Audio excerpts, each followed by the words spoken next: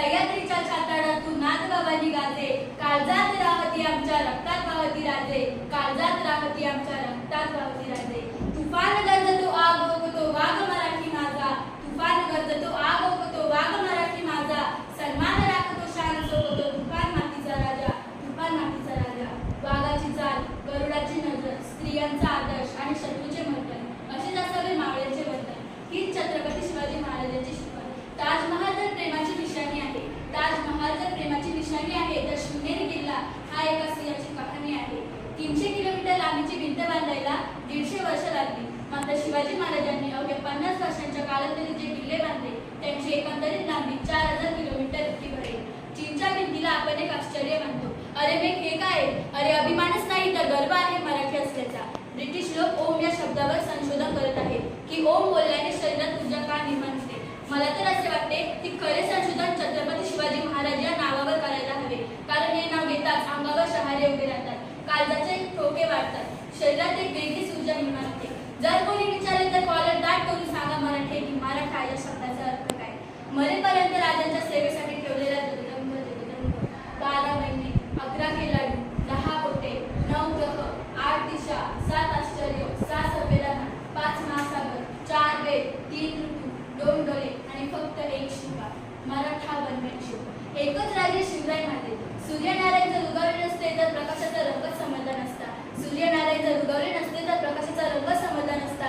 आणि जर छत्रपती शिवाजी महाराज जन्मले नसते तर हिंदू धर्माचा अर्थच समजला नसता. हिंदू धर्माचा अर्थच समजला नसता. हे प्रभू शिवाजी राजा, बात कर पगड़ी जब शिवाजी महाराज तैयार होते, उठाकर तलवार जब घोड़े पर सवार होते, तो झुकते सब अल्लाह के बंदे और करते काश हम भी मराठा होते, काश हम भी मराठा होते. इसवी सन 1660 मध्ये महाराजांचे 7 मराठे लढले आदिलशाहीच्या 1500 माणसांबरोबर. त्या मराठ्यांची नावे मी सांगते. विसाजी बल्लाळ, दीपोजी राऊतराव, कृष्णाजी भास्कर, विठ्ठल गिराजी अजरे, विठोजी शिंदे, सरमोहम्मद कुर्तोजी व सिद्धिविलास. वेळात मराठे वीर दौडले साठ. या वीरांना माझा मानाचा मुलगा. मित्रांनो, शाहिस्तेखानाला एक डायरी लिहायची सवय होती. त्या डायरीचे नाव शाहिस्तेखान गुर्जे असे आहे.